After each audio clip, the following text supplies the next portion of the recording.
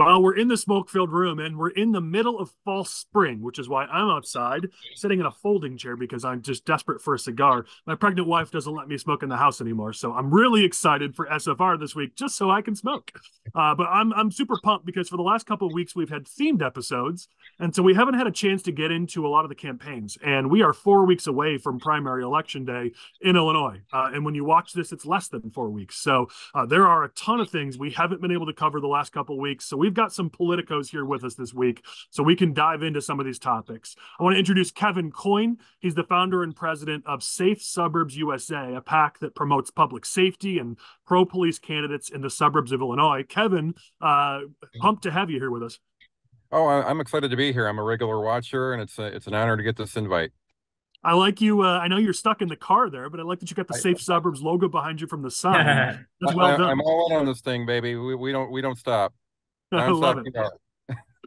All right, shifting over to one of my wife's favorite people on the planet, Mike Coolidge. He was a candidate for Congress in the 14th Congressional District. Most of you probably know him as the host of the Michael Coolidge Show, which hit most of Illinois and even parts of Wisconsin for many years. He's the chairman of the Ogle County Republicans and now the executive director of Citizen Farmers. What's going on, Mike?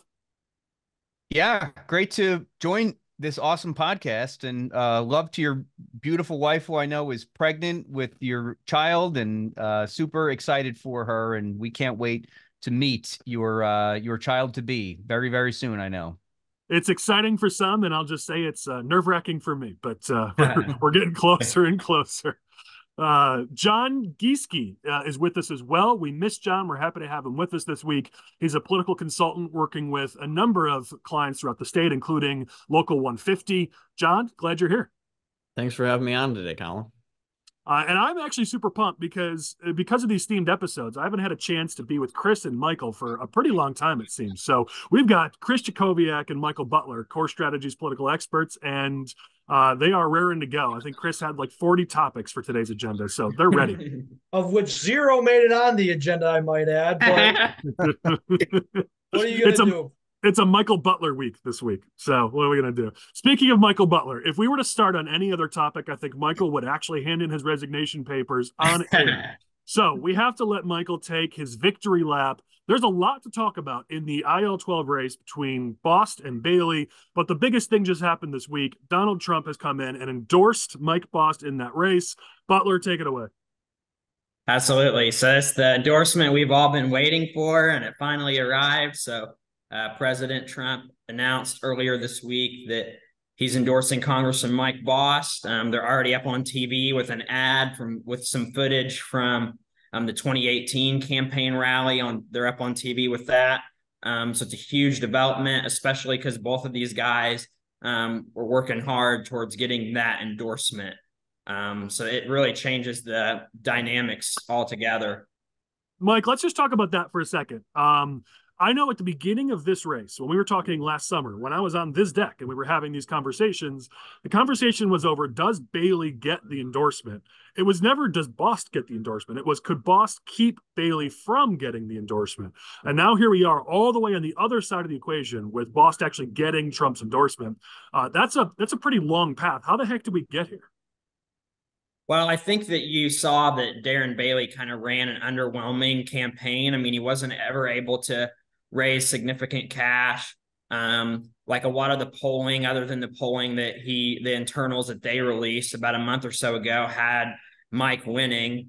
And Mike has a good voting record and was aligned with Trump on a lot of issues. And some of the votes that Darren was trying to attack Mike on, like the amnesty, the quote unquote amnesty bill, that was a bill that President Trump supported, and it encouraged Republicans in Congress to vote for.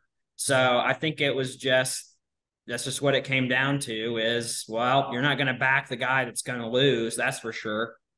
Well, and Donald Trump and his campaign operation may not be as sophisticated as some would like, but they're not dumb enough to endorse like this without putting a poll in the field first. So you got to guarantee that they pulled this race before pulling the trigger on this endorsement. I'm sure they're seeing the same numbers that many of the rest of us are seeing, which is that Bost continues to be a strong front runner in the race. I'm just kind of flabbergasted that we're here right now, that there is this endorsement has actually happened, because Bailey has basically sold his soul on this to get the Trump endorsement. I mean, anywhere Trump goes, Bailey is there in the front row clapping and screaming and hollering. Like this, it has been a campaign of one for Bailey and his team to try to get Trump's endorsement. And I would say two things in addition to that point is that Mike and his team did a good job of locking in the endorsements from other members of Congress that they needed to get. You know, they got McCarthy, they got Speaker Johnson, Jim Jordan, Elise Stefanik, Max Miller. They got all of these people that are kind of in Trump's orbit. So I think that helped a lot. And then also, I mean, anybody looking at this race saw, like, from the Bailey campaign, like you said, it was like all about getting Trump's endorsement. That was all their messaging, all their content was directed towards that. And I mean, if you're Trump, you're like, man, this guy's really desperate to get it. Like, you know, it kind of reeks. Yeah, interesting.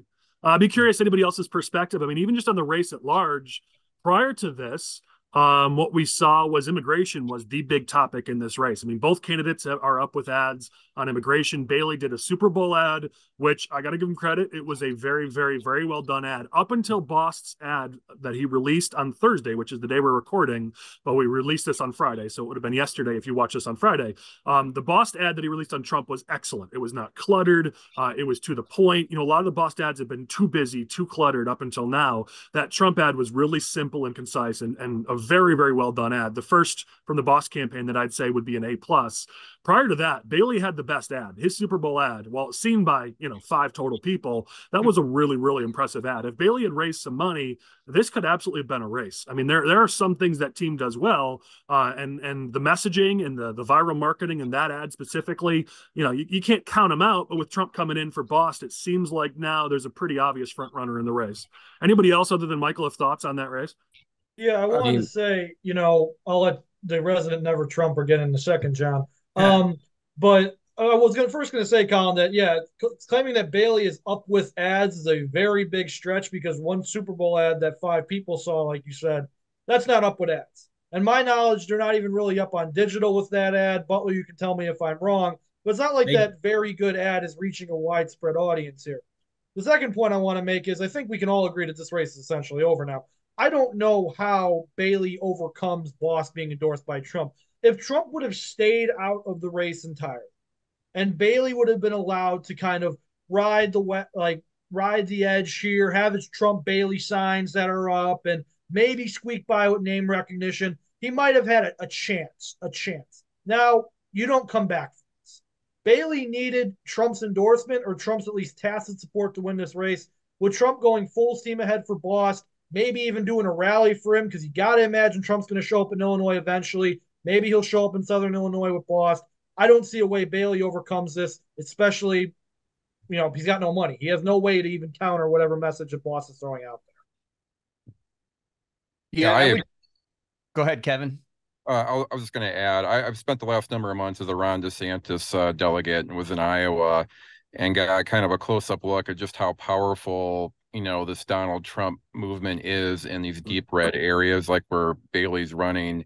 And I think it's game ending for Bailey. Trump's endorsement will be incredibly influential in an area like that. So I would tend to agree that it looks good for Bost now. Yeah, the only insight I would add, as somebody who tried very hard for Trump's endorsement in my race in 22, and one of my opponents did, neither of us got them, compared with the Mary Miller and Rodney Davis race in 22 primary. They also fought hardcore for Trump's endorsement, and he did give it to Mary Miller, which completely helped her win that race for sure. So the biggest takeaway is Trump's endorsement is huge, especially in a district as red as the Bost district. And it is, I couldn't agree more, all but over for Darren Bailey now. Knowing Trump, having access to Trump, and being an elected congressman already definitely gives you an advantage in these endorsement wars with the most powerful man in the Republican Party. Yeah. John, give us the final word here, buddy. As someone who is now fully joined Colin on Team Nikki, but I am This made my week. I mean, you pointed it out. Bailey was going for a man of one, and this just put the nail in his coffin. I talked about when I was on here during the summer, but I'm like, why are you running against Mike? What has Mike ever done wrong? Like, this race is basically over. There's nothing that Darren Bailey can do to come back and try and win this race. I mean, I think you hit the nail on the head. That TV ad they put up was great. You can run that for the next 4 weeks. You can put it on digital. I mean, this race is basically over. I don't remember the exact numbers from the poll we did that you did live from the Lincoln desk, but I know Darren's coming out with a negative ad, but there's nothing you can say. Like, Yeah. Trump endorsed boss, this is game over. Yeah, you know what? In the world of unintended consequences, I'll finish this topic on this. The people that I've spoken to, if you live in or near the Boss district, like Michael, you're very, very happy with this news. For the rest of Illinois, I got to tell you, I've got a lot of people who are unhappy with this news, and it may shock you to hear that, but I'll tell you why. Because Darren Bailey is not going to go away. He's always in a fight to be relevant, which means if Bailey does not win in this congressional primary, we're probably looking at Darren Bailey popping his name in there for governor in 2 years or something statewide in 2 years. And there's a lot of people who just kind of hope to contain Darren Bailey's damage in one congressional district, kind of like Mary Miller, just to sort of pack him in the congressional district. We might be now looking at Darren Bailey running for governor in 2 years, and that's going to be a hard thing to overcome, even though he will be a two-time loser at that point. But he'll be the front runner in a primary. So I've heard from a lot of people this week who are actually disappointed because they kind of just wanted to stick Darren in Congress and make him Washington's problem. I don't know. I think this kind of empowers people to say, like, hey, Darren, we're done with your bullshit. And hopefully once we put this behind us and can move on, because it's just been terrible for the last, 3 years.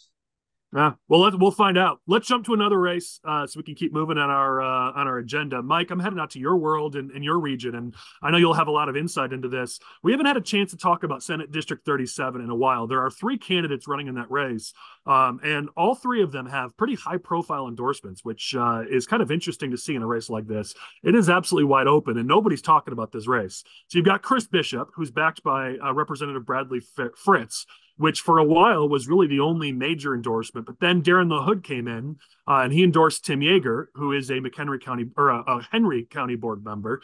And then just recently, Win Stoller, the incumbent who's retiring, who's opened up this seat, plus Sue Resin have now endorsed Lee Arellano for that district. So you've got 3 candidates, all with pretty high profile endorsements now duking it out.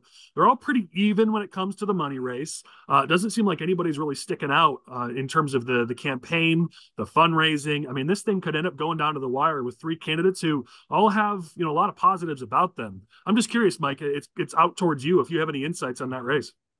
Yeah, it's not just out towards me. It is my district. And as the chairman of Ogle County Republican Party, they have been campaigning like crazy all over Rochelle. Where the southern half of Rochelle encompasses the 37th State Senate District. And Win Stoller was pretty open about why he didn't run for election is the size of this district. It is gigantic. And Rochelle isn't even the furthest a place north of it. So you have Chris Bishop and Leo, who are both from Dixon. Chris Bishop, city council member, Lee Arellano, former mayor of Dixon. And the Tim Yager candidate has a major presence in Geneseo, and Darren LaHood's endorsement is very, very big, especially in the southern, more populous area of the district. I think that definitely is a slightly bigger advantage than the other endorsements. However, I just got a letter in the mail this weekend, and I didn't know this because I talked to Jeannie Ives somewhat regularly, and I didn't realize she was endorsing Lee Arellano. So she's endorsing Lee Arellano too. That's a relatively recent development. So I haven't heard anybody talk about that. So you just broke some news on our podcast. Yeah, I'll the letters in my kitchen, but yeah. So Jeannie Ives back in Arellano, Darren LaHood backing Yager, and Brad Fritz, the newest. He's a brand new state representative, backing Chris Bishop. I think it is going to come down to. I know this is going to sound boring and cliche, but whoever campaigns hardest. Door knocking, signs, mailings. I've seen some really long, deep mailings from some of these people into their campaigns regularly, they're doing a ton more coming up. And I wouldn't be shocked if some of these candidates on Rockford TV, which peeks into Rochelle and the northern areas of the district, and of course Peoria TV. So yeah, that's how when there's no Democrats. So whoever wins is going to be our state senator in the 37th district. And we're eager to see who wins. And I'm eager to see who wins too. I want to know who my new state senator is going to be. Yeah, it's interesting. I haven't heard a lot about the race. What I've seen seems to be, it doesn't seem, I don't know how else to word this. It's going to come across bad. I don't mean bad, but like we don't see like the super high quality like mailings and digital advertisements and, really professional campaigns yet. But there's 4 weeks left, and whoever basically sprints across the finish line here probably is the one who comes home with the prize. Yeah. And I've been told by both campaign or all three campaigns actually that there are some heavy stuff coming, heavy mailings coming, heavy digital stuff coming. They all three of them have decent online presence but the mailings I think are going to be key, and door knocking. I've been knocked on my door right outside this window here by all three candidates in person. Nice. And this is a very big district. So yeah, we shall see. Appreciate the on the ground information there. That's huge. And they're all good guys too. I got to say that you can't. It's not like one of them is like moderate, never Trumper, or one's like super conservative. They're all solid conservatives who are going to be good state senators. Yeah, and what I like races like that, open races where it's anybody's game, and frankly, whoever wins, we're going to do just fine as a party. Like those are great races to see. Yeah. All right. I know, Mike, you threw out the Genie Eyes that letter, but Yager put out a press release today, kind of following up on Lee, adding Neil Anderson, Ryan Spain, Dan Swanson, Mike Tomes, who's the mayor of Rock Island, and also putting out his Farm Bureau activator endorsement on the FOP. So I know there's three candidates in this race, but it really seems like in these last 4 week stretch, it's going to kind of come down to Arellano and then Yager. Seems like kind of right now they're going tit for tat with each other, and it'll be interesting to see who comes out on top, and if Yager can really exploit his geographic advantage being from the southern portion of that district and really run up the number down there. Yeah, it's interesting. It's amazing how a couple of weeks can change a race. I mean, everyone that I talked to, the only person who had made really any news out of that district was Bishop. So people just assumed maybe Bishop is the guy. Last 3-4 weeks, now nobody's talking about Bishop, but it does seem to be coming down more to a two-person race, but who knows? Yeah, and just don't discount again that Bishop and Arellano are going to be covering a lot of the same ground because they're friendly too. I know they were friends. They worked together on the city council. So they're not going to, the fire is definitely, Jonathan is right. The fire is definitely going between Yager and Arellano right now. Interesting. All right. Appreciate that. We'll keep an eye on the race. All right. Let's go back to Butlerville a little bit here. Senate District 58. So we got to talk about Terri Bryant and Wesley Kash, that race. Terri Bryant, since our last time that we talked about this race, which I know it's a couple weeks old at this point in terms of news, has gone hard against Kash on TV in a very negative but pretty hard-hitting ad, pointing out that Kash voted in the Democratic primary in 2014, also pointing out that his biggest donor, who happens to be his father, was convicted of criminal sexual abuse. It's feel free to Google the ad. It's a pretty nasty ad, but rooted in factual information that they've cited. On the flip side, Kash has gone after Terri Bryant now in the mailboxes a couple times, calling her taxing Terri and calling her out on tax increases and not voting for against the Safety Act. So the mudslinging is certainly at a fever pitch in that race, though one's on TV and mailboxes, one's just in mailboxes. So I think Bryant's still coming out ahead there. But Michael, what are you hearing about that race? Yeah, absolutely. So you're right. That ad is pretty hard hitting. Terry's also in mailboxes. Wesley has been doing some negative mail. But it just seems like, Terry's running away with this one. She's out in the district constantly. She's knocking doors and has people out knocking on her behalf. She's running a very strong campaign. Wesley, the only thing we really see out of him are, some 4x4s throughout the district that him and his dad have kind of secured locations on. And it's kind of strange. Like, I've been to 2 events in the last week in that district, and both times Wesley Kash did not notify the county GOP that he was attending. Him and his dad showed up late. Then he spoke. And then they left early. So they're not really working the crowd or doing any of that kind of stuff. Well, maybe Michael, maybe that's just advice by their consultant. I know they've hired a new consultant, and every time Wes Kash interacts with a voter, there's a Facebook post about how horrible of an interaction it was. So maybe that's intentional. And it's the height of irony that he voted in the Democrat primary in 2014, because when we've gotten feedback from people throughout the district that when he knocked on their door and they said that they weren't voting for him, he said, "Oh, well, you must be a Democrat then."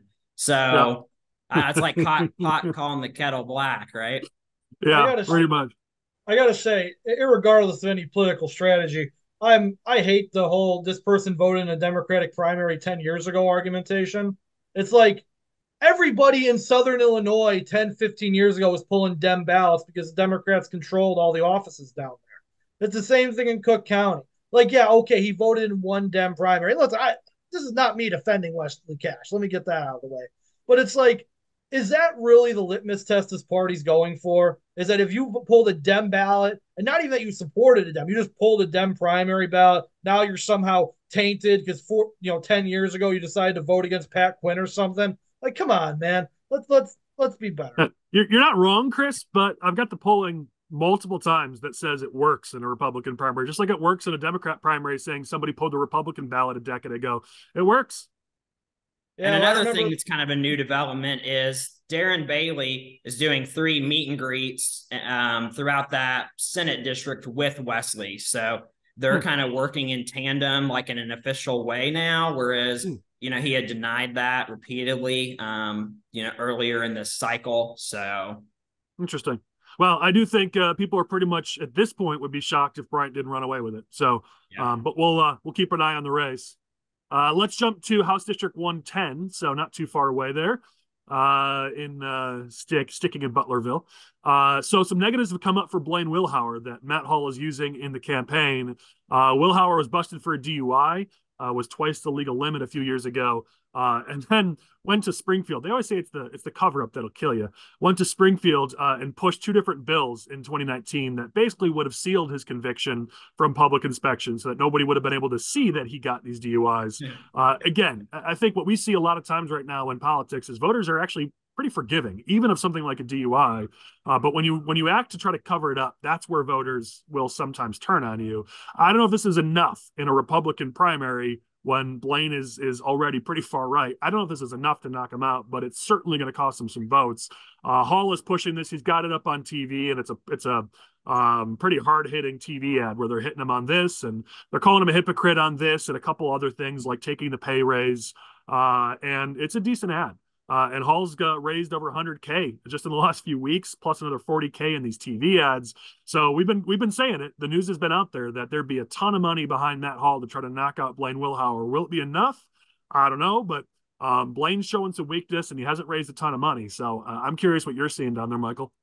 Well, I know that Wilhour has been doing some mail and then also some radio ads, but no TV at the moment. So, I mean, Matt is up on TV doing a lot of mail. I think it's, his message is really getting out there, whereas Blaine's is not so much.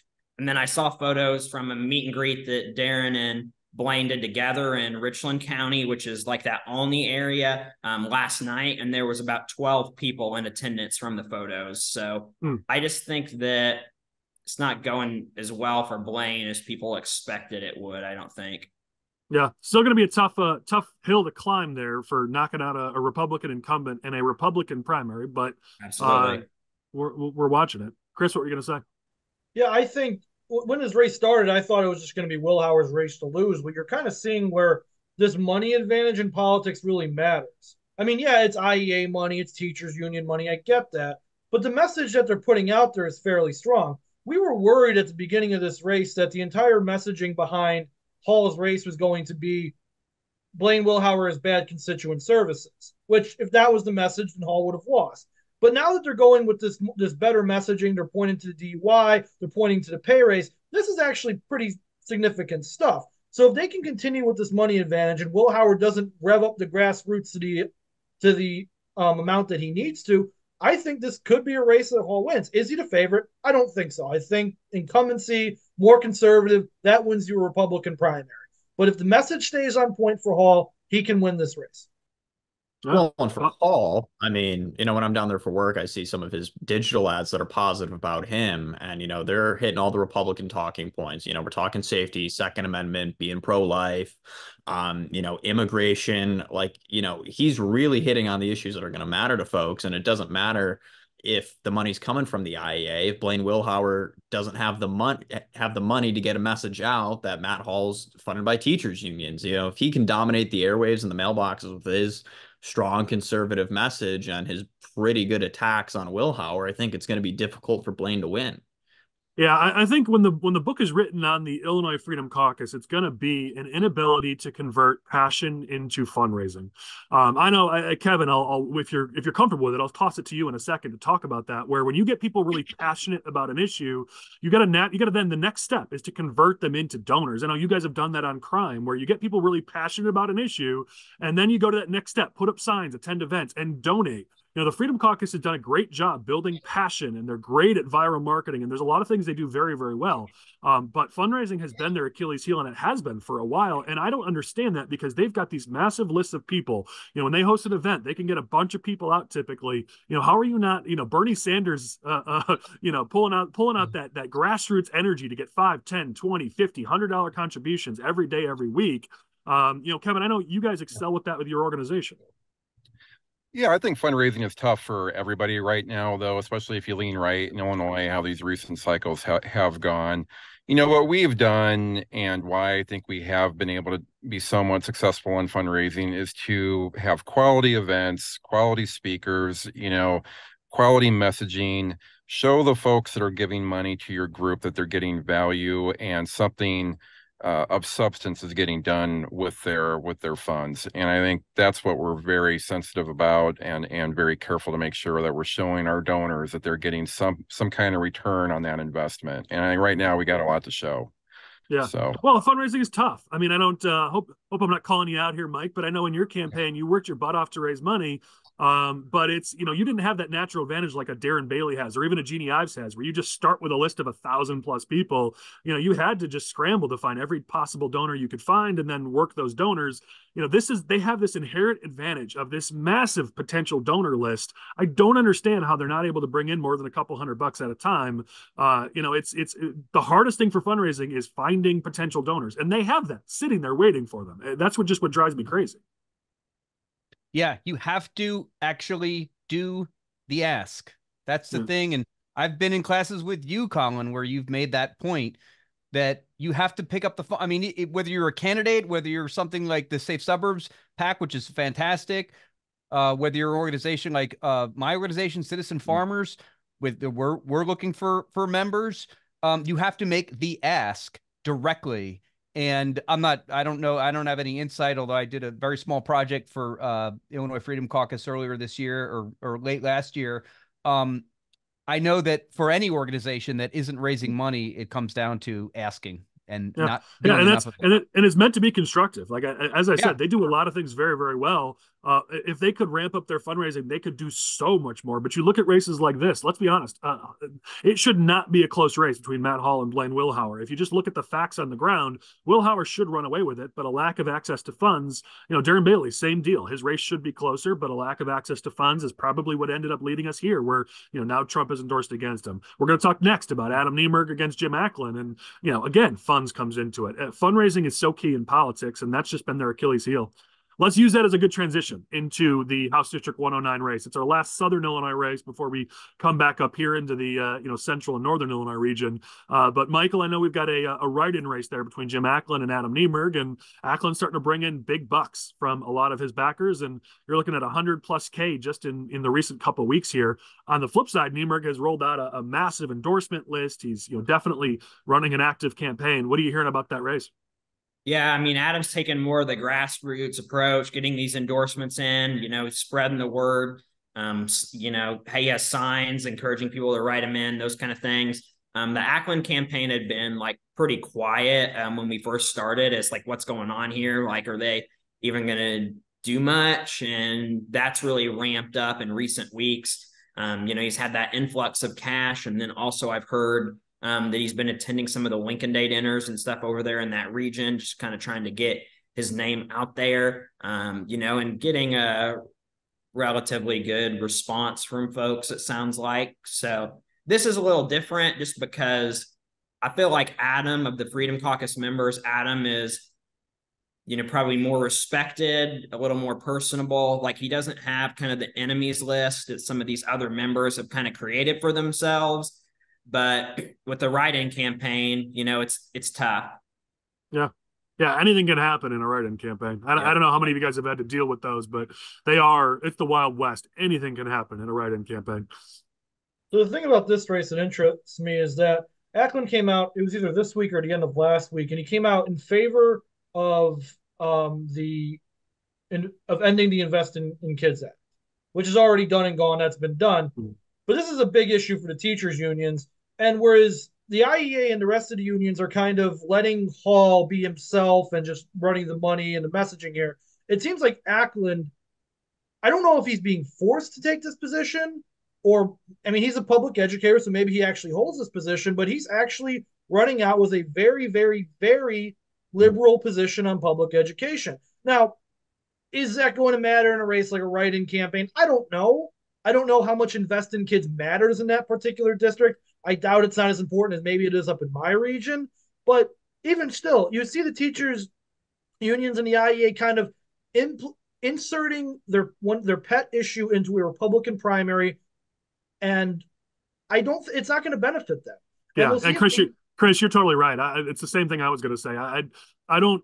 It is Acklin's actual position, and he does want to be more of a Roger Eddy, which Roger Eddy was a force in Republican politics for a long time. So I understand that. But running in a Republican primary in 2024 in the Trump era, if that's your position, just leave it alone. You can talk about it on March 20th, but it's not the kind of thing to talk about in the middle of a Republican primary in a deep, deep, deep red district.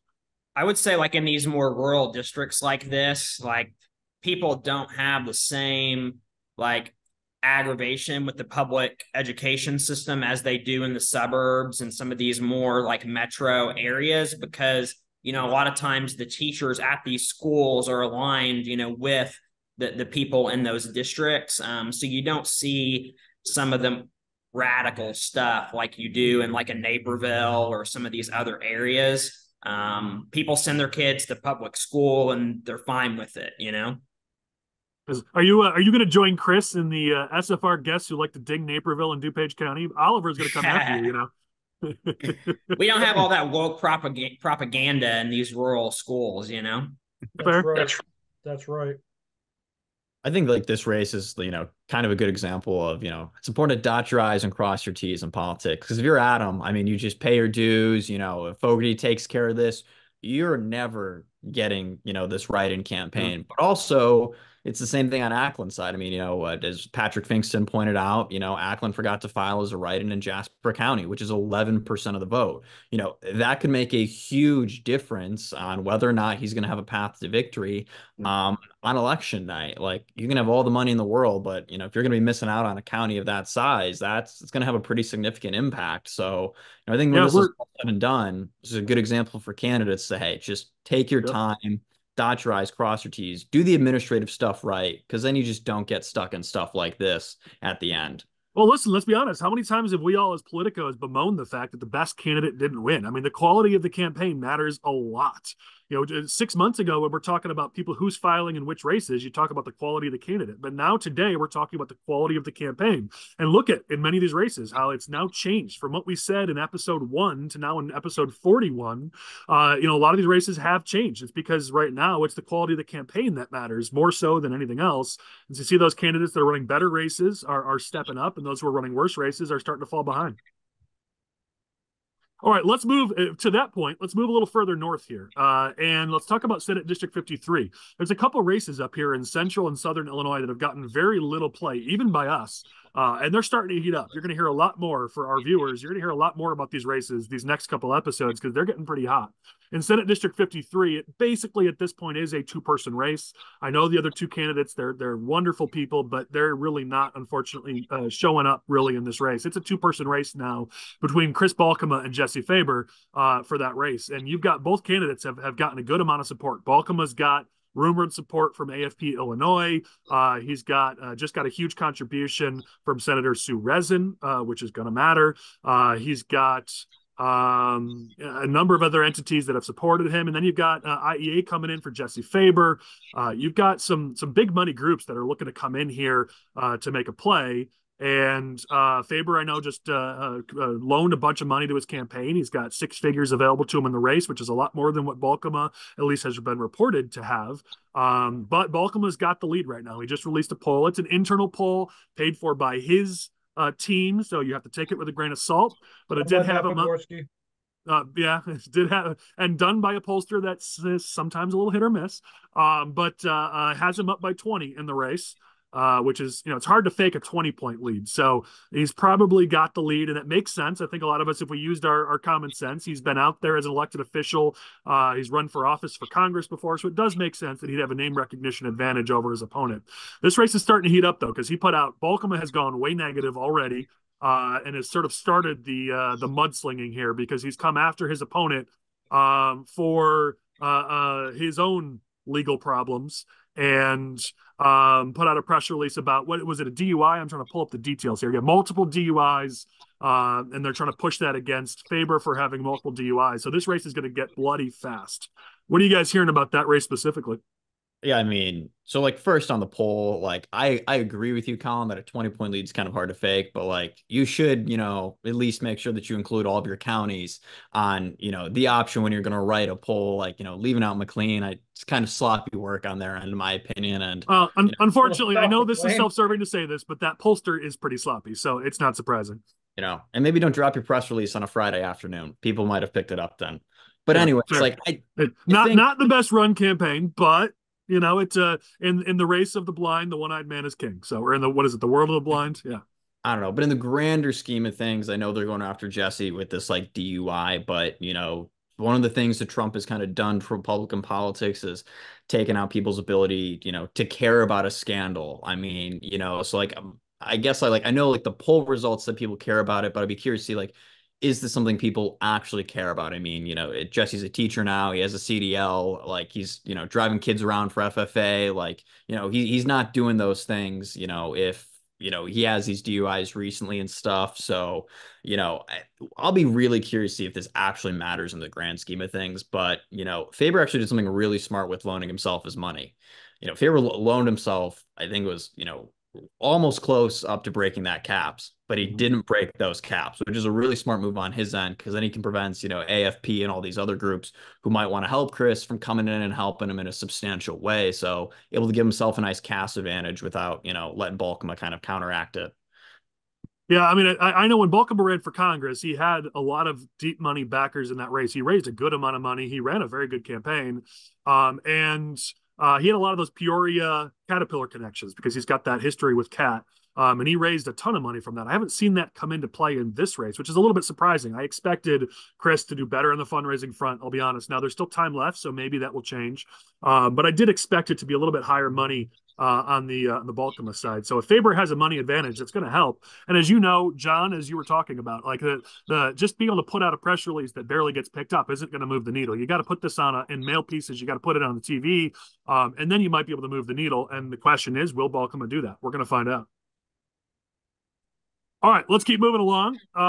Let's talk about aisle 11. I'm really curious about thoughts on this race. So let me be clear. This is in the agenda for a couple reasons, because a few of you asked to talk about it. I know almost nothing about the aisle 11 race. Here's the only thing I know. I know that in the last week, I've had 3 different people come to me and say that the field in aisle 11 is painfully underwhelming and have not been running great campaigns. That's it. I'm not saying I said that. I don't want to pull a Trump. I'm just saying. Just today, I had our friend John Lopez brought this up to us, that he wrote a story for the McHenry County blog about how he watched the Daily Herald endorsement interview and said he came away saying they should just endorse nobody because nobody in the Republican field is standing out. Evans is the front runner. He's run the best campaign. He's got the most money. He will likely win the primary. But for those of you who have more insight in aisle 11, I'm really curious what you guys are seeing. I've been pretty close to that race, actually. Being in Naperville, I've got to know each of the 3 candidates pretty well: Mercado, Evans, and Susan Hathaway. I like all of them personally. I don't know that I would agree that they're not running strong campaigns. They're not deep pocket candidates, but I will give them this. They're each, I think, fairly effective on the stump. They both can get up at a podium and talk well, and they're everywhere. I mean, I see them all over the district doing my safe suburb stuff. I've seen them around pretty good. Is anybody, whoever comes out of that primary, likely to unseat Bill Foster, assuming he wins? Probably not, but I do think that they're going to be pretty solid candidate. Whichever wins, I think is going to be a solid representative for the party in the race. They do seem to each have, just looking at, again, quality of candidate is the first thing you look at. And then as the race goes on, it's quality of campaign. Just looking at quality of candidate, all three candidates have things that could really be beneficial and make them great candidates come a general election. So it's another race where I don't think, there's a bad choice in the race. But, if we're going to unseat Foster, it's going to be a tough sled to make, tough thing to make happen just in general, especially with Trump at the top of the ticket. I don't know. You're going to need to see, a lot more. Evans has done decent on fundraising for sure, but I just think, a lot of people pointed to him struggling to answer on the life issue, on the abortion issue during that Daily Herald endorsement interview, and I watched it, and it was kind of painful. Like, if you're not ready 4 weeks before primary election day to handle, answering the abortion question, I don't know that you're ready for a general election where abortion is going to be the number one issue. Yeah, that's a good point, Colin. And, if you look at the DuPage County portion of, that district in 2020, I mean, Joe Biden won every single precinct in DuPage for the 11th district. Like, you're going to have to overcome the Trump factor, which means you're going to have to be running a really strong campaign. And all three, they might be great people who are running for the right reasons. Like, I'm with you. I just don't see, like, that quality of campaign being run in terms of how much money are we raising? Are we answering these questions properly? To put yourself in a position where, you can be competitive with Bill Foster because, Bill's going to have millions of dollars. He's going to continue to raise money, assuming he wins the primary. Like, if you're someone like a Jerry Evans, you kind of want to use this primary to raise a lot of money so you can go back to these people again and get more money for the general, while also not having to have a high burn rate. And you're just not seeing that level of, like, strategy and thinking, I think, going into some of these races right now, which is kind of disappointing. Well, I'd be curious what you guys think about this. John, I want to give, again, John Lopez a credit for this. He wrote a piece that I thought was kind of interesting, talking about how they're constantly bashing Biden, Biden, Biden. This district, our data shows this district is, of all the congressional districts in Illinois, it has the highest Trump factor, meaning the biggest switch between locally they vote Republican, but federally they hate Trump. It's the biggest factor. And so if I'm running a race in aisle 11, I don't know that I'm saying Biden, Biden, Biden, because you're going to need Biden voters to vote for you if you're going to win aisle 11. So you got to be going against Foster, not Biden, if you're going to win this race. And yet all three candidates are constantly bashing Biden and not really touching going against the actual congressional incumbent. I thought John made a great point in his piece. I'm curious what you guys think about that. So I'll warrant that your argument from a mathematical perspective is accurate, Colin. The one thing I'll say though is, how do you make Bill Foster bad? He's the science man. He's Bill Foster, the science guy. Foster has such a great aesthetic to him. But the problem is lately on some votes, I mean, when you look at Israel and Hamas, it's either non-votes or votes. I mean, he's voted pretty progressive the last couple of years because he knows he's safe. I mean, there are definitely some bad votes you could be highlighting.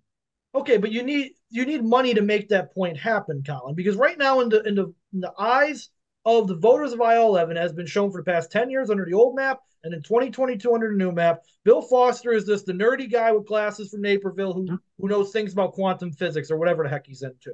You have to spend a lot of money to completely tear down that view, that the people's view of Bill Foster. So right now it's a Republican primary. What are you going to talk about? You're going to talk about Biden, Biden, Biden, Biden, Biden. And maybe general election time, you might want to start tearing Bill Foster down. But again, that implies a lot of money, which none of these candidates are going to. All right, let's keep moving. Two more quick hits on primaries. Then we got to talk about Pritzker's State of the State address because there's some big nuggets there we got to get into. So I don't know that you guys are going to have a ton to talk about in these two House races, but let's just bring them up quickly. House District 88. So we've got kind of dueling big endorsements here. We've talked about this race a handful of times on SFRs. Regan Deering against Chuck Erickson. The assumption by many that I talked to is that Deering is a front runner. She's gotten some pretty solid endorsements, including over the last few weeks. She got the Illinois Farm Bureau to back her. Meanwhile, Local 150 has come in for Chuck Erickson, which is going to, if they back that with money, possibly be a big thing in that race. So it's not a foregone conclusion that Deering runs away with that race. But from what I'm hearing, she's the front runner. Anybody hearing anything different? No, not a lot to talk about there. All right, it's not a hot topic race, but we'll keep an eye on it just in case Erickson's able to make it into a tougher race. I would Last just one say here these is endorsements just kind of make it a little more interesting because, early on it was like Regan was the clear front runner. She's raising good money, and they've had a very active campaign, but some of these endorsements that Erickson has been able to get may tighten that. could be. Yeah, we'll have to see. It's going to be an interesting. It's one of those races where I'm not going to put any money on the outcome of that race because while I assume I know how it will play out, there's just local politics that could just flabbergast everybody. So, Yeah. All right, last one here is another race that everyone assumes we know is fairly over, but Kyle Moore against Eric Snellgrove in House District 99. I mean, Snellgrove has even come out and said, I'm just not going to raise money. So he's basically told everybody I'm not a serious candidate. We thought this would be more of a race. It hasn't been. Most of the party is aligned with Kyle Moore. The Fraternal Order of Police has come out for Moore, as have a number of local and state Republicans. Seems like it might be a bit of a race that's probably over at this point. I'll open it up if anyone has thoughts on it. Otherwise, we'll move to state level topics. All right, let's get to Pritzker and the state of the state. So, as we reported and have talked about a number of times in the lead up in the last couple of weeks, including Illinois' former comptroller who talked about it last week, which is the state is facing almost $1 billion deficit going into next fiscal year. So what does Pritzker do in his State of the State address? He advocates for increasing spending by $2.3 billion from his initial budget 2 years ago. What do you do when you're facing a deficit? If you're a progressive Democrat, you just double down and spend even more. How is he going to cover that extra spending plus the deficit? Two things. One, he wants to raise taxes by well over $1 billion. And two, they've done a little fun math. Where Democrats seem to be coming back to this fun math where they move some things over here and move some things over there, and suddenly the deficit doesn't exist anymore. His own Pritzker's office, his GOMB, has suddenly said, oh, no, the deficit's fine. It's actually not there anymore. We're okay. We'll find out if that's actually true. But based on the spending on things like healthcare for undocumented, which has exploded, and they said it'd be this much, and it was this much, I don't know if I'm going to believe that this deficit actually doesn't magically exist anymore. But let's talk about these tax increases. So we're looking at huge tax increases on business. We're looking at $526 million in tax increases on businesses in Illinois. We're looking at, this is probably, John, your favorite, looking at over doubling the tax on sports wagers from 15% to 35%. We're looking at he wants to lower the discount that retailers get for collecting sales taxes, which is another $325 million. And then something that's not being talked about a lot, but we reported here, is that the standard exemption for taxpayers last year was just magically frozen, but nobody talked about it. So every filer, every person who files their taxes in the state of Illinois saw a tax increase last year, thanks to Pritzker and the Democrats, and they want to do that again. They don't want to go back to the number it should be. They want to bring it in much less than the number that should be. It should be at 2,775 as the exemption. They want to bring it in at 2,550. So that's a significant tax increase for every taxpayer, not the rich. This is middle-income filers. This is even some low-income filers that have to pay taxes. This is a tax increase on them. And when you add it all up, this gets way over $1 billion when you add all these things up on tax increases that Pritzker has proposed. What do you guys think about this? I mean, again, in a election year, we have Democrats coming out for pretty hefty tax hikes. I mean, I would just say a tax increase on anybody is a tax increase on everybody. Like, you can try to say like, oh, this is only affecting like business owners or like rich people, but like obviously that cost is going to be passed on, and we're already seeing like record high, inflation in every category. So yeah, I had a far left progressive friend of mine, because I'm friends with both sides. I get flack for it, but I don't care. Post on Facebook complaining because their McDonald's bill was almost $20, and I'm like, you understand each of the policies you've been pushing on your Facebook for the last 5 years has led to that bill being $20 to go to McDonald's. Like, can you connect the dots, please? Yeah, remember the McPick 2? That was it, man. Good time. I mean, we're talking about, Pritzker has talked a lot, and state Democrats talk a lot about how they lower taxes for working families. A lot of these taxes are going to directly hit working families in this state. Again, they have the media on their side. I'm sure they'll find some way to spin this, but if they pass this as is, you're talking about what will likely be a deficit, because there's no way that this budget is balanced, despite they're saying it's balanced. So this isn't going to even be enough. They're going to have to find even more revenues to make this happen. But there's some pretty direct tax increases on Illinoisans in this budget. No, and you know, I mean, Kevin, up by you, how many times you see in DuPage County, every legislative Democrat says, we've lowered your taxes. And here we go. Yet again, they're raising their taxes. Like, is the media ever going to call them out for lying about this? Well, I think you hear about the tax increases a lot in the media, but the reality is it's not translating into Democrats losing seats. And until that changes, I don't know that you're going to see a significant change in the fiscal policy out of our capital. These are kind of complicated tax increases, but you're right, they do impact real people. But I don't know that, you know, the average person hearing about the reduction in the retailer discount is really jumping up and down over that. It's something that takes some nuance to understand. And unfortunately, until Republicans start winning, I think the Democrats are going to have green lights to keep doing this kind of thing. I think Kevin's totally right. The complete blue cocoon that JB Pritzker lives in, not just Illinois being a super blue state, but I'm sure his media consumption and everything else. I mean, the biggest issue in the country right now is this illegal migrant issue. You have the mayor of New York City getting confronted by Black neighborhoods in New York saying, this is crazy. This is changing how and when we bring our kids to school. We pay taxes for that. And now you're putting these illegal migrants there. We have people standing up to Brandon Johnson in Chicago doing that too. People who I'm sure Democrats, if JB Pritzker had any sense of political intelligence, and if he's serious about running for president, which I think he's delusional about, but if he is serious about it, he would start to dance and float out there the idea that, okay, we really need to get Biden to close the border or make serious issues about it. Even the governor of New York, Kathy Hochul, said as much recently, that we have to talk about sealing the border, but nothing close to that. Focusing on these taxes and just becoming this super abortion state. He's completely out of touch with the center of the country and the center of the state, and completely in cahoots with the far left. And I hope he runs for president in 2026. I do, because he's going to waste so much money, and so many radio stations and media publications will make a lot of money running his ads. You're probably I can't right. wait for it to happen.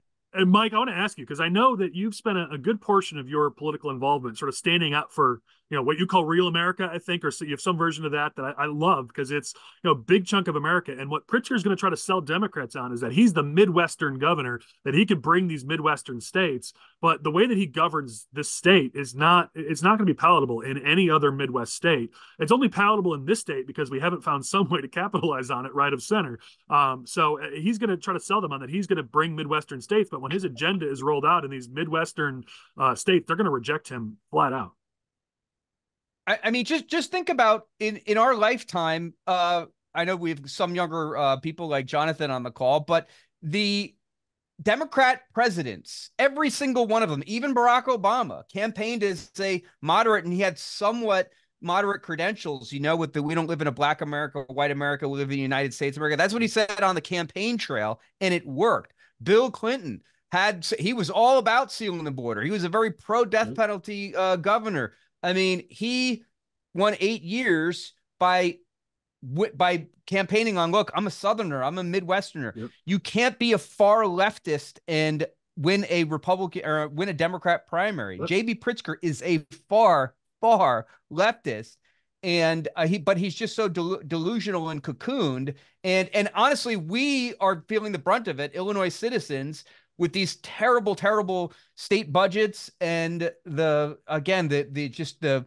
the destination for abortions. Yay. I mean, it's so terrible what Illinois is looked at nationally. We're not even talking about the crime that he seems to be doing nothing about. If he had any political sense, he would do a little bit of talking points or things saying, you know what, we got to really crack that. Like he'd pick a fight with Brandon Johnson and a little bit more bolder, but he's doing none of that. And I just, my animosity for him is high, if you can't tell. I hope and he might run again for governor. We don't have term limits. He could be governor for another, for 12 years total. So don't think we've seen the last of JB Pritzker if when 2026 comes around. He might run for U.S. Senate. Who knows?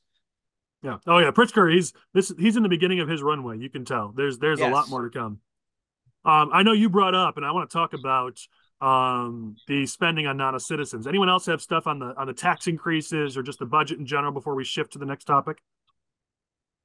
No. All right. So Pritzker has really, it's kind of to your point, Michael, or Mike. He's leaned in on this narrative. So Republicans have a big opening. Our polling has shown that Republicans have a great opening in 2024 on, especially in a state like Illinois, on the fact that Democrats are spending more and more on non-citizens when our own citizens are struggling and need help, when working families, when Black neighborhoods, when lower income communities need assistance. Instead, Pritzker and the Democrats in Illinois are funneling money into migrants, into healthcare for undocumented. I mean, how many working families can't afford healthcare, yet the state's giving it away for free if you're 42 years or older and not even a citizen? I mean, these ads write themselves, and Pritzker in this budget kept his promise to add another $182 million for migrants, but he also put even more spending into this healthcare initiative. And you've got some pretty solid quotes. Two people I want to point out. Number one is the Senate caucus. So if anybody won the PR battle on the Republican side this week, it was the Senate Republican caucus. Kudos to them. Curran has had some incredible quotes that came out of their press shop, and I'll read one of them to you because it's that good. The governor just proposed raising taxes on every Illinois family struggling to make ends meet to fund the non-citizen welfare state that he created.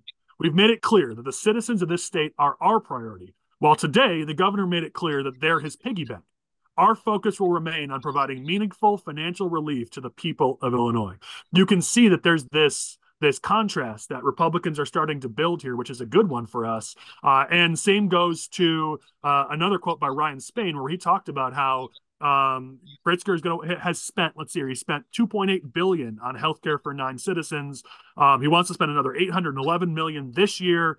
Meanwhile, vulnerable Illinoisans are not getting the help that they need. Now, there's a fairly good contrast here that Republicans come out ahead in this state. And Pritzker, to your point, Michael, instead of thinking, I've got some vulnerabilities here, I think they're so cocky about how the fact that they've won almost every race that they've touched, that they're leaning into their weakness instead of trying to overcome their weakness. Curious what you guys think about this. So I agree with you 100%, Colin. This is a wonderful opportunity for Republicans to come and say, yes, the Democrats do not care about working families. They only care about giving free things to people who aren't even citizens of this country, while people are cold in the street, people can't afford to go to the store anymore, all these things. The only concern I have about this messaging is the same concern I have about all Republicans, is that we're going to say one thing, we're going to, some really good messaging here. But what happens when Republicans take power? Are we actually going to take the time to... Did you just say when Republicans take power? All right. Well, that's a big if. But if Republicans ever took power in the state, do we actually think that they do anything for working families? Because unfortunately, my perspective of the Republican Party is that it's always laissez-faire capitalism, and that we don't really give help to, people in need anymore. That's my concern. I think it's great messaging. I think we need to the Republican Party needs to follow through on it. My concern is always, when it gets there, is the Freedom Caucus going to derail everything, call this handouts for the poor? We need to, if we're going to say that citizens of this country need help, the Republican Party should actually provide that help to the citizens of this country. Listen, Chris, you're not wrong, but I can tell you the morph or the evolution that I've seen of Republicans and right of center people is real. This isn't fake. We had an episode with manufacturers a couple of weeks ago, and them talking about free trade instead of or fair trade instead of free trade, and tariffs. I mean, it has been over the last decade a real change in our party to helping working families. It's not just messaging, and so I'd love to see it. I mean, you might be right, Chris, but I'd love to see us have the chance. But I'll tell you that what I've seen in my party since I started is a real change towards actually helping working families by providing opportunities. And it's a handout, not a hand, or a hand. Let's see. Hand up, not a handout. So it's a conservative sort of Republican philosophy, but there is a real change in my party and in our party towards actually helping working families. So you might be right, Chris, but heck, let's give them a chance. And to that end, Colin, I think that's exactly right. One of the things I've seen a lot, just in talking to folks that are involved in unions and labor, there's an appetite in those circles for a moderate Republican, for Republicans that are for labor and working class people. The progressive movement and woke ideology is not something most labor guys are excited about. So I think you're totally spot on there. I think there is an avenue there that could be of value to Republicans moving forward. Yeah, and I even would Michael, just you even brought up disagree. down in your region, like a lot of Republicans aren't reflexively anti-union in Southern Illinois, Central Illinois. I mean, there is definitely opportunity here. Sorry, Mike, go ahead. No, I would just disagree with the term moderate, Kevin. I completely agree that more working class people are becoming Republican and voting Republican. But that does not necessarily, I think they're coming to the right and voting Republican because some Republicans are good at standing up to this woke ideology, toxic, Iranian is garbage. And they see, all right, well, at least those guys are standing up for that. I'll vote for them. But you do not have to be a moderate candidate to working class people to vote for you. If you stand up for conservative values, a lot of them are going to come anyway. Well, and Michael, That's what I say. Mike, your point is something I've been talked about a lot, which is we've been stuck, especially in Illinois, and this is kind of that. It comes from sort of the Mark Kirk days, if you will, of are you moderate versus are you conservative, and you have to be moderate.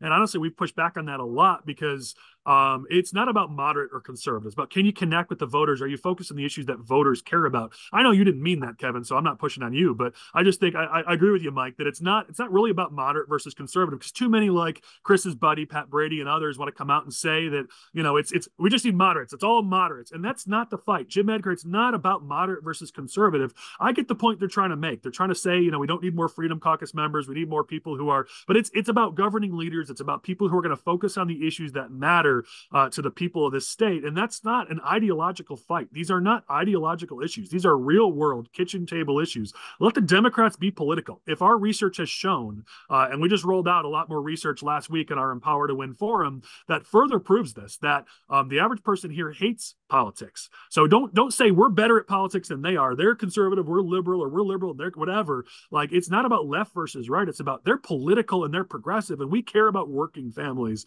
And that's the dynamic. They're political, we're not. That's the contrast. Here's an ideological issue for your Colin. Number one, never call Pat Brady my buddy again. Number two, the only thing Pat Brady cares about is more abortions in the state. So he has no room to say anything. Never mention that man's name on the podcast again, or you're going to get me going. Who else has thoughts on this this good contrast here for Republicans? Agree, disagree that this is going to be good for us in November?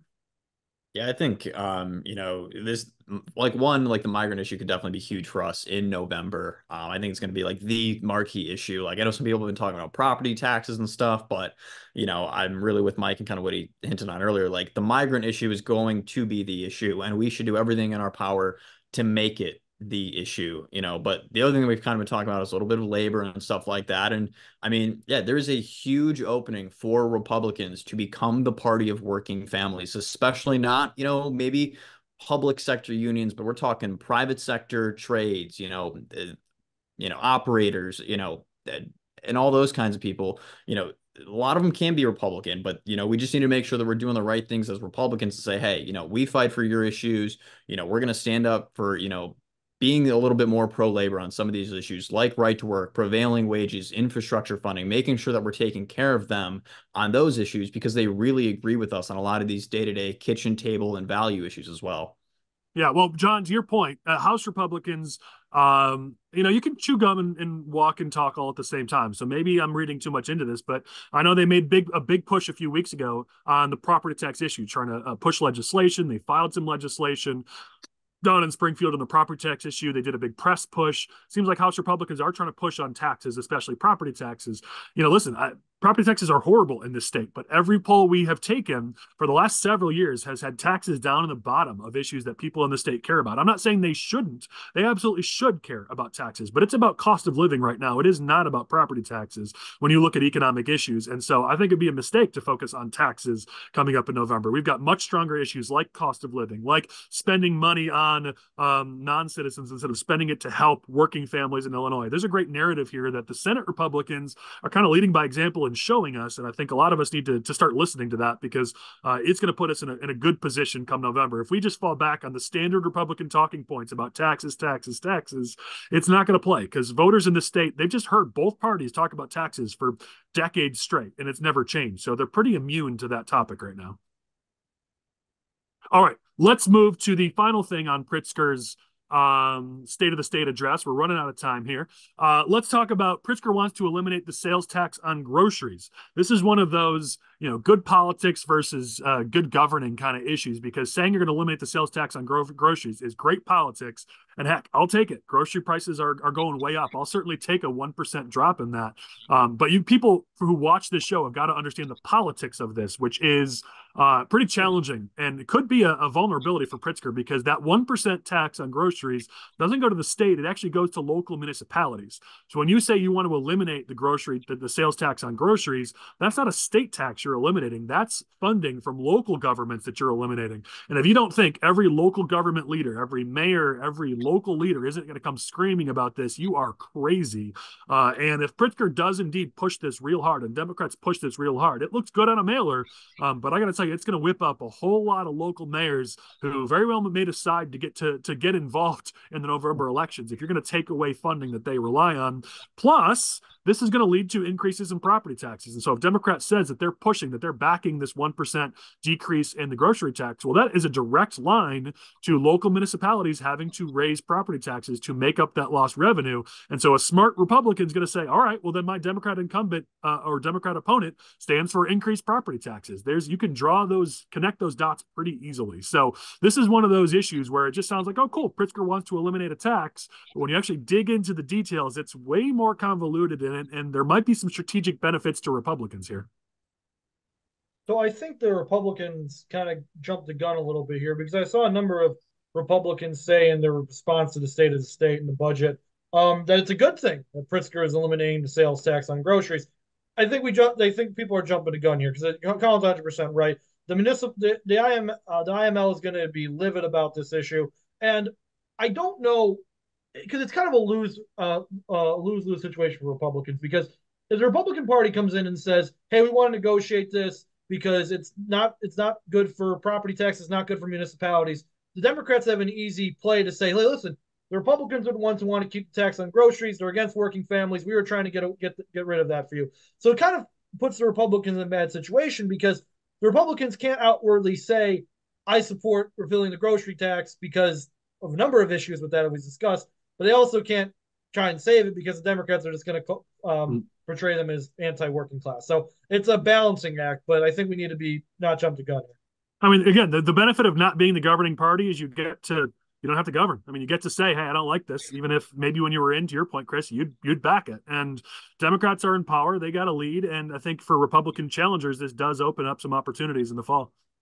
Yeah, I mean, Chris mentioned the IML. I mean, they put out a statement already talking about how they were pretty upset. And I think they even used the word insulted about, what the governor wanted. Well, it's not just about the issue. It's why didn't the governor go to them and say, hey, I'm going to do this? To find out from the press, to find out during the budget address, all you're doing is poking the eye. And the IML is a pretty strong political force, and they're not going to be the only group. You've got municipal leagues, you've got other municipal groups that are going to come out. IML is just the first one. Why the heck? I mean, Pritzker's team politically, I hate it, but it's true. They tend to be fairly politically astute, and they tend to handle things well. They botched this one, and they're already paying the price. Sorry, John, go ahead. I just you set me off with that. No, that's kind of just the point I wanted to hit on. I mean, the IML is going to come out against it. We'll see how, if more mayors start to come out. I didn't want to bring it up earlier, but when you're talking about him raising taxes, I'm like, well, he wants to cut the grocery tax so they can slap on these mailers that, they cut taxes, because why not? It's 2024. It's an election year. Got to find a way to say cut taxes. All these, suburban Dems who might be vulnerable can, put out their good messaging. But, you are right. This is where policy conflicts with politics. This is a huge funding mechanism for local governments, which means you're going to create more shortfalls. And now local governments are on the hook for, all right, how do we overcome this revenue deficit that we're going to be facing now? Yeah, there's no part from Pritzker here who's like, hey, this is going to be a what is it, a $375, $400 million hole for local government. So the state's going to make you whole. We're going to fill that. That was never part of this. So it's just like, Springfield likes to do. We're gonna make the lives harder for local school districts. We're gonna mandate full day kindergarten, but you got to pay for it. We're gonna cut the sales tax, but you local municipalities are gonna have to pay for it. It's a continuation, and I think outside the bubble of Springfield, there's a lot of frustration in that. This goes in line with what I've heard from progressives in Naperville, though, in that, going along again with this progressive ideology, they will contend that shifting tax burdens away from sales taxes to real estate taxes is more equitable, that, the poor people have to pay sales tax and grocery tax, but they don't necessarily own homes. So maybe under using their assumption that anybody with a house is de facto wealthy, which is, kind of where they tend to go. I think this is in line with some of that progressive rhetoric that you'll hear. Yeah, you're probably not wrong on that. And I mean, it's obviously backward thinking. We know that rent payments, a portion of that is paying for the property taxes on that. But, nuance is difficult for people. Yep. All right, let's get into some final topics as we steam towards the end. A little bit of a fun one here. Let's talk sports. We haven't had a chance to talk about the Bears in a while, and Reinsdorf for the White Sox decided to make sport the topic for us because he went down to Springfield to pitch getting his $1 billion subsidy to move the White Sox stadium into the 78. I know we got some Sox fans here, and we also have some Cubs fans. So I'm curious. I know every Cubs fan I've talked to has said, screw them, screw Reinsdorf, he's rich. Which I think is pretty funny. But it looks like at this point, both the Bears and White Sox are kind of competing now for the same bucket of state assistance. And I find that kind of interesting. And it's the only thing that makes sense as to why Reinsdorf would go down to Springfield right now is at this point, it does seem like both sports franchises are kind of fighting over, a pot of money that may not even exist in the first place, but they're definitely fighting over what may or may not be there. So, as a resident White Sox fan here, and I'll let John. You say resident as if you're the only one.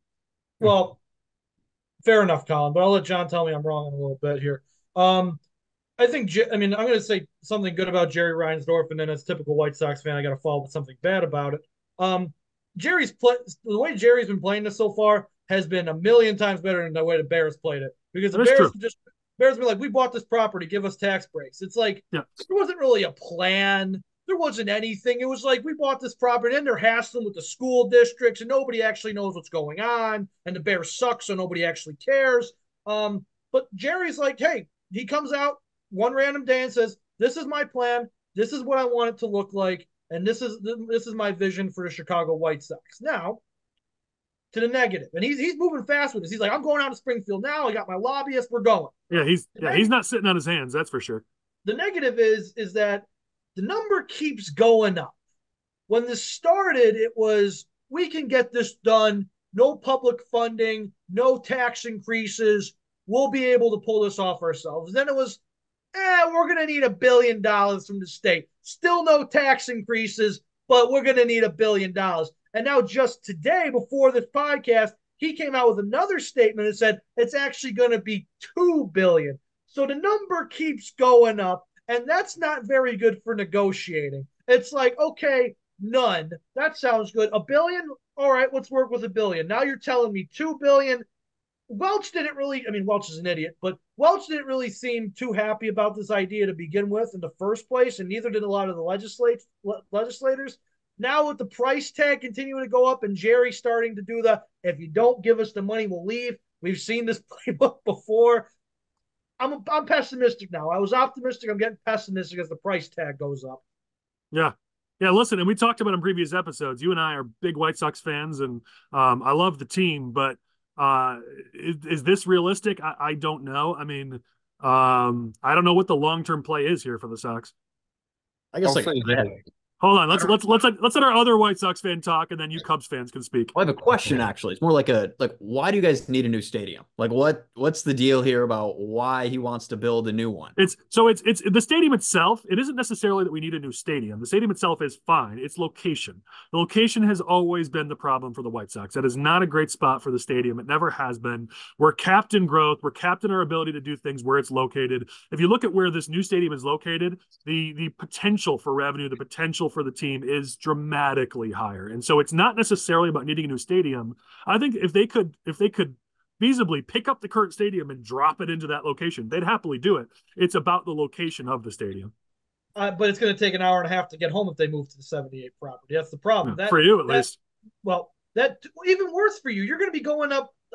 It's awful. It's an hour. It's an hour 45 for me to get to any games right now. But Kevin hasn't a chance to talk. Kevin, what are your thoughts? Yeah, I was going to add, we put out a lot of political issues for comment on our social media, and I will say I can't think of any one issue we've put out that has drawn more unanimous angst, and unanimous verdict, and that universally unpopular than the concept of dumping hundreds of millions of dollars into, incentives for the White Sox. I think if they were put to a referendum, put all this money into the Sox or see them in Nashville, I'm fairly confident you'd see the White Sox in Tennessee.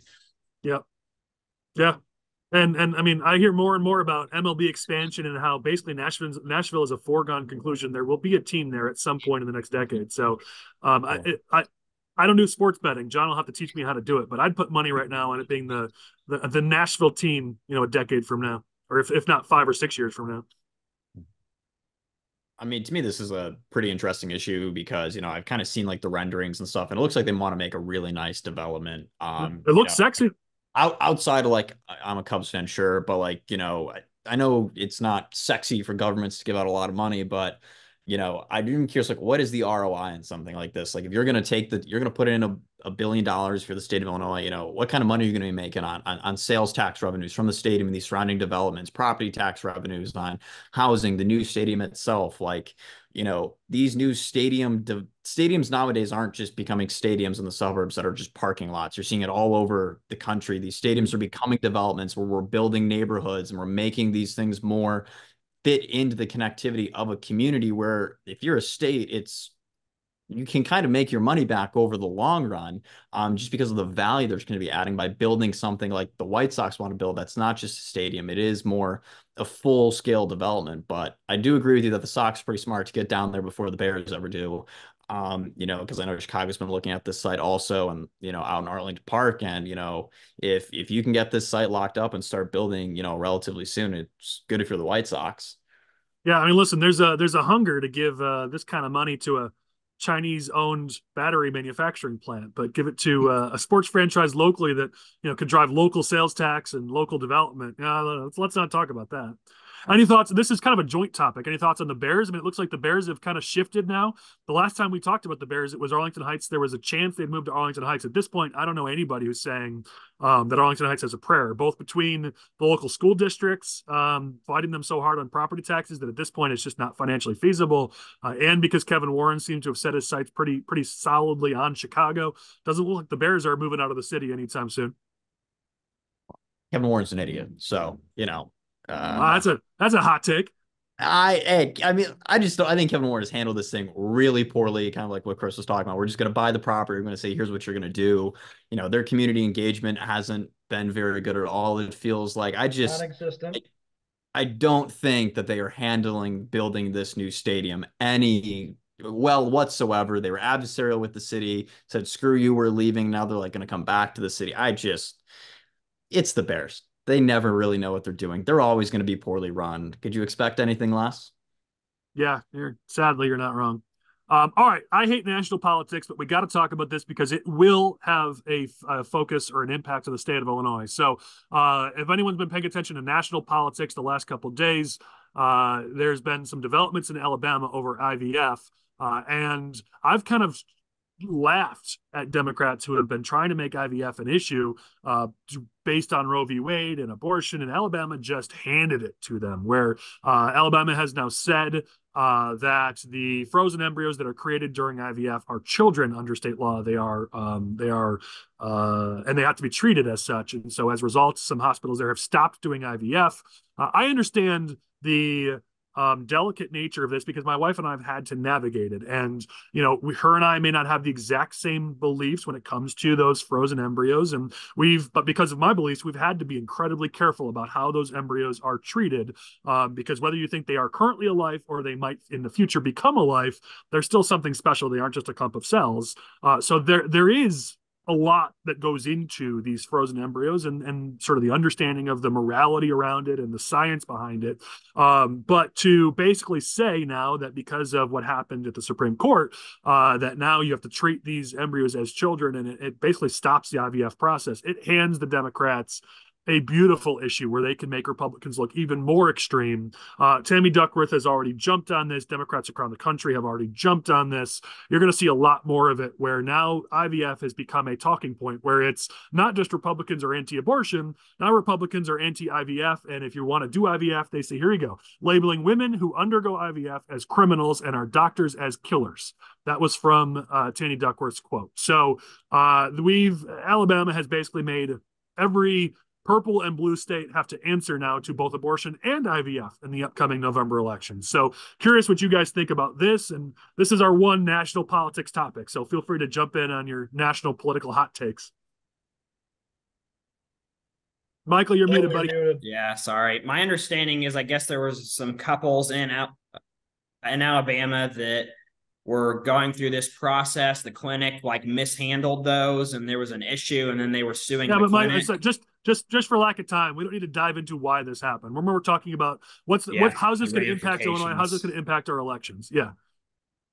So what are your thoughts on that? I mean, they're down in Springfield, talking about, do we put abortion on the ballot for a constitutional amendment? I mean, Democrats are going to talk about your rights. We've said this. It's going to be all about your rights, your right to reproductive health, your right to IVF. We've just handed them another right that they get to put on their mail pieces and their TV ads to make Republicans look like extremists. Yeah. Well, I can tell you Go ahead, from the Naperville area, which has obviously seen a very significant change in November, turned from deep red to deep blue over the last 15 years. The abortion issue has been a big driver of that. You have, a very high percentage of the electorate here, professional women that, are very touchy about, their right to abortion access. And I think this will be just another blow and another big hurdle in getting things kind of corrected out here, in suburban areas. Yeah. Yeah. It's frustrating. You already saw, Frerichs and a few other state Democrats try to make this into an issue. And now, they're going to have even more of a leg to stand on to try to make it into an issue. Yep. Any other thoughts on just national politics, Mike? I know you feel pretty positive about our chances in November. This is your chance, Ben. You want to share it? Yeah, I do. I think that the chance of us winning the Senate is higher than people think. I think the chances of winning the House or keeping the House, I should say, is higher than people think, mainly because Republicans are finally getting smart. The mail-in ballot stuff and the voting early stuff and or at least attempting to beat the Democrats at their game. They start with voting first and work backwards from there. Republicans are finally changing their own operations in that sense, or at least there's signs of that happening. We're definitely trying to help with that at Citizen Farmers. And I think that we're a right of center country, and our politicians should reflect that. And I think we're going to see that in the fall if Republicans do what they're supposed to do. Well, you're not wrong on policy. When we just test policy and you remove personalities, the electorate nationwide and even in Illinois still does align with us. It's just right now personalities is where we struggle. All right, let's go to our final topic. Kevin, going to you. I know DuPage County, we haven't had a lot of chances to talk about DuPage. And so having somebody local there just to talk about it. We had Berlin on not that long ago talking about crime in DuPage County. You've been seeing it firsthand with your organization and retail theft and other crime. You've got good people there in leadership in the county fighting against crime, but retail theft is definitely something that's becoming a bit of a challenge. Yeah, retail theft has become a huge issue, really nationally, but it's come up a lot, especially in that Oak Brook corridor, where we've now seen, I believe, a couple dozen arrests, incidents of migrants, stealing in the malls, some, very significant criminal backgrounds. I don't hear from any other part of the state more than I do from that Hinsdale area. I mean, folks who are moved to Hinsdale, spending big on homes, don't anticipate buying in areas that they don't feel safe having their kids get dropped off at the mall, and unfortunately that's a real concern now. So we're talking about it a lot. It doesn't seem to be slowing down. The Safety Act obviously has been, in my view and view of others, a big driver in retail crime. You can't detain people for theft now. Migrants have figured that out, that you can steal and you don't get held in jail. They just let you go and you can do it again. And so it's a really dysfunctional issue right now for those who care about public safety. Yeah, it's interesting. We're seeing it. It's still holding strong in polling in terms of issues that matter to voters, but it is starting to show a little bit of weakness in terms of people paying attention to the issue, caring about the issue. As we get closer to November, we're going to have to watch that closely, because if Election Day was 6 months ago, crime would have been the top issue. Right now, it's starting to falter a bit in terms of just how much voters care about it. And so, it's still up there. It's still worth talking about. But the current trend is by November, it might not be, the number one issue that voters are looking at. They should, just like property taxes, they should be looking at it. But the question is, will they be? And it's definitely something we're going to have to watch closely. Well, getting back to those suburban women, though, being on the ground here, talking to that demographic a lot, we're never winning in Illinois again until we get suburban women and moms back as Republicans again right now. And from what I've seen and what I hear, public safety is the issue that they're concerned about. These folks have money. I don't think it's taxes. We've been using that for many years now. I don't think taxes is driving their vote. I think being concerned about having their kids outside, being out there, carjackings. When do you ever think we'd be talking about carjackings in Oak Brook and Hinsdale? I think that's the issue that, if we're ever going to get suburban women looking at the Republicans again, to me, that is going to be it. Okay. Well, appreciate your on the ground perspective, and I'll be checking in with you regularly as we get closer to November, because if it's working with suburban women, it's worth talking about. If it's not, it may drop out of our top three. Yep. All right, let's close this down here. Any closing thoughts from our guests? Mike, we'll start with you. Thanks for your time today. Any final thoughts you want to share with our viewers? No, just Coolidge.substack.com. I have a Substack, and Coolidge on Twitter, spelled with a K. And citizen-farmers, thecitizenfarmers.com is our website. Awesome. Thanks, Mike. Kevin, how do people get a hold of or check into Safe Suburbs? Yeah, well, we have very active social media, both on Facebook and Twitter under the handle Safe Suburbs USA. And we have our first event in Kane County coming up on April 2nd. We're going to be downtown Geneva. We have their state's attorney, Jamie Mosier, speaking, Under Sheriff Amy Johnson. So it should be a good event. Nice. Awesome. John, thanks for being with us. Any final thoughts? You excited to pay more taxes on your sports bets moving forward? I learned that I personally will not be paying those taxes. It's something that the books are going to have to be doing. So we're all good on my end. All right, you don't win enough to actually pay taxes anyway. Bets. I'll be fair. Chris, Michael, you guys got any final thoughts? Yeah. Hey, Michael, how much do you think Trump's going to win on Saturday in South Carolina? I got to let Colin and John down here. The Haley people are getting too uppity here. What do you think the margin is going to be, Butler? I mean, I think he'll probably win by probably 45 points or something around that, maybe 50, beat her by that much. I think that's a good I think that's good. Haley's such a terrible candidate and a terrible human being. I mean, she deserves to get beaten a landslide. So I think that's pretty accurate. Yeah, since Lane controls the final product here, I'll find some way to add a clown emoji to your section there, Chris, as you're talking. You can just edit that part out, Colin. Yeah, there you go. All right, everybody, thank you so much for your time. To our viewers, we really appreciate you guys sticking with us. 41 episodes. Frankly, I'm shocked that we're still here doing this, but we appreciate everybody who sticks with us, talking about Illinois and how we're going to make it better. Come with us next week. We've got a pretty exciting cast of guests next week, so it's going to be a great episode. Probably won't be as warm, so I won't be able to sit out here with my cigar. I'm sitting, you can't see it, but I'm sitting in an Arlington Park chair that we got from the auction there that we bought from Arlington Park. So it's kind of a fun little memento. But anyways, we're finally enjoying our fall spring before I'm sure we're going to get a blizzard in 2 days. But thank you, everybody, for being with us. Thank you to our viewers. We'll catch you next week on the Smoke-Filled Room.